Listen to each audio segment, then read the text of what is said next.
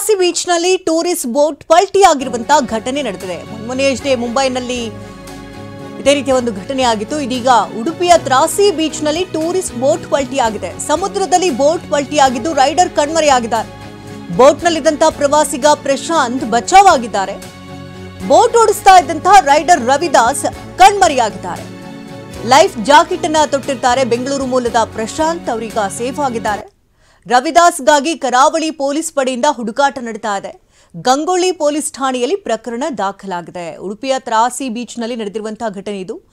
Tourist boat ಪಲ್ಟಿಯಾಗಿ ಸಮುದ್ರದಲ್ಲಿ ಇದು boat ಪಲ್ಟಿಯಾಗಿರುವಂತಹ ಪರಿಣಾಮವಾಗಿ ರೈಡರ್ ಅಲ್ಲಿಂದ ಕಣ್ಮರೆಯಾಗಿದ್ದಾರೆ. ಈಗ ರೈಡರ್ಗಾಗಿ ಹುಡುಕಾಟಗಳು ನಡೀತಾ ಇದೆ. ಬೋಟ್ನಲ್ಲಿದ್ದಂತಹ ಪ್ರವಾಸಿಗ ಲೈಫ್ ಜಾಕೆಟ್ ಅನ್ನು ಧರಿಸಿದ್ರಿಂದಾಗಿ ಪ್ರಶಾಂತ್ ಬಚಾವಾಗಿದ್ದಾರೆ.